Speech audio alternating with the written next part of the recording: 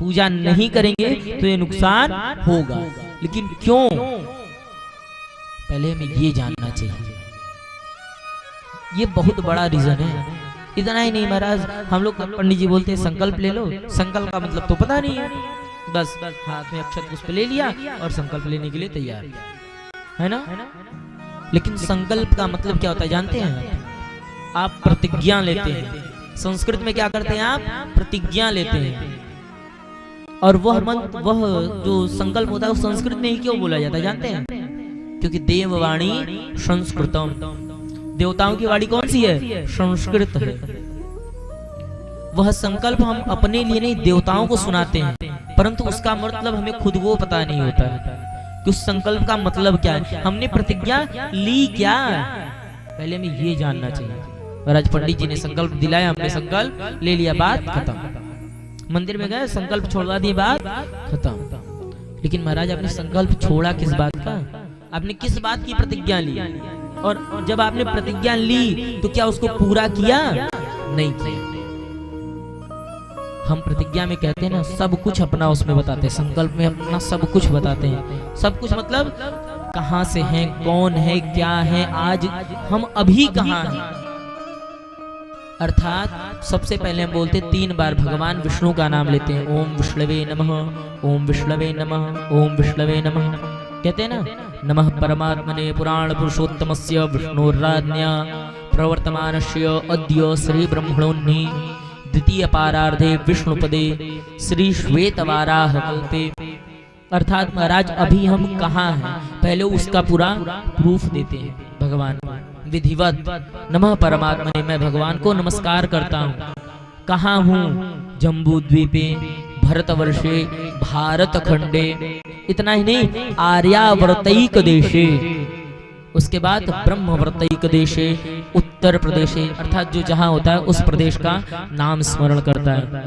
फिर जिला, फिर गांव, फिर कस्बा का नाम स्मरण करता है। उसके पश्चात क्या करता है? तब आज के तिथि वार नक्षत्र योग करण का अर्थात दैनिक पंचांग और वार्षिक पंचांग दोनों का स्मरण करता है। अर्थात भगवान को एकदम अक्षरशः प्रतिज्ञा करता है कि मैं आपके लिए कार्य करूंगा, मैं आपके लिए कार्य जरूर करूंगा, करूंगा नहीं जरूर करूंगा, ये मैं प्रतिज्ञा, ये मैं संकल्प लेता हूँ। अंतिम में बोलते हैं ना करिष्ये, पंडित जी बुलवाते हैं ना, अहं करिष्ये मतलब मैं करूंगा।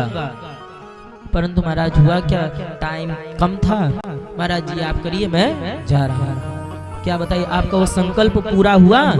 नहीं हुआ। तो आपका मनोरथ पूरा कैसे होगा? कभी होगा पूरा आपका मनोरथ? नहीं होगा।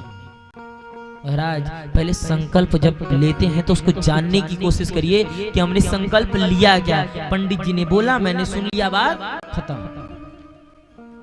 हम क्यों लिए, क्या लिए, कुछ पता नहीं, बस बोल दिया, हमने सुन लिया, बात खत्म। सुना भी नहीं। पंडित जी बोले अगर बोलिए इन वाक्यों को बोलिए, तो पंडित जी बोल क्या रहे हैं वो पता ही नहीं है, मन में बस बात हो गया, जाओ सीताराम। महाराज जब उन बातों को हम खुद समझेंगे नहीं तो भगवान को क्या खाक समझाएंगे?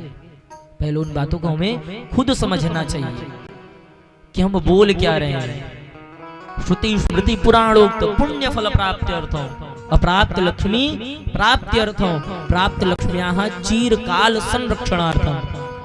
अर्थात महाराज जो श्रुति स्मृति पुराणों में इस कर्म के लिए जो पुण्य बताया गया है वह इस कर्म से मुझे प्राप्त हो, जो मैं कर्म करूंगा उससे मुझे प्राप्त हो। इतना ही नहीं महाराज, जो अप्राप्त अर्थात जो लक्ष्मी मुझे मिली नहीं है वो भी इस कर्म से मुझे क्या हो, प्राप्त हो जाए। इतना ही नहीं, जो मेरे पास लक्ष्मी है वह क्या करें, चिरकाल अर्थात दीर्घ बहुत समय तक मेरे ही पास रहे, कहीं न जाए। मम सकल कामना सिद्ध्यर्थम, मेरी सारी मनोकामनाएं क्या हो, सिद्ध हो। इसके लिए मैं क्या करूंगा? तब बोलते हैं कि मैं फला देवता की फला पूजा करूंगा। परंतु महाराज इसे सुनता कौन है? पंडित जी बोल दिए कि जजमान ये बोलिए, तो जजमान को पता ही क्या कि पंडित जी बोलवा क्या है, बस हाँ ठीक महाराज हम बोल रहे हैं, मन में बोल रहे हैं, बोलते चले गए। न पंडित जी सुने न जजमान सुना, भगवान तो सीताराम। भगवान को तो लोग बस मूर्ति बना के बैठा देते हैं कि आप बैठे रहो, बाकी कुछ नहीं, और भोग लगा के घंटी हिला देते हैं, कहते मिलने वाला कुछ नहीं है, अंगूठा दिखाते हैं कि तुम बस देखो, पाऊंगा मैं। तो बताइए आपकी मनोरथ क्या इसी तरीके से पूरी हो जाएगी? कभी नहीं। महाराज मनोरथ को पूर्ण करने के लिए ना संघर्ष, मेहनत करना पड़ता है। मेहनत करने के बाद तो महाराज मिलने में बहुत समय लगता है। हम चाहते हैं कि अगर संकल्प पंडित जी को दे दें, पंडित जी अगर मेरा कर्म कर दें तो मेरा काम हो जाए। क्या उनकी करने मात्र से मेरा काम हो जाएगा? कभी नहीं होगा। पंडित जी बोलिए फला काम करवा लो, तुम्हारा कल्याण हो जाएगा, परंतु क्या आपने करवाया? क्या कभी जानने की कोशिश किया कि पंडित जी कर क्या रहे हैं? कभी जानने की कोशिश की? कभी नहीं। महाराज बस बोल दिया कि पंडित जी हम कर रहे हो। पंडित जी क्या कर रहे हैं? सीताराम। इसीलिए कहा जाता है कि अगर आपको अनुष्ठान इत्यादि करवाना है तो ऐसे ब्राह्मण से करवाइए जिसको उस कर्मकांड या उस कर्म का पूरा नॉलेज हो, जो कि उस चीज को पढ़ा हो, जानता हो। क्योंकि दान देने के लिए हम किसी भी ब्राह्मण को दान दे सकते हैं, परंतु अगर अनुष्ठान करवाएंगे ना तो सिर्फ उसी ब्राह्मण से करवाएंगे जो कि उस कार्य में अग्रसर हो, अर्थात उस कार्य को जानता हो।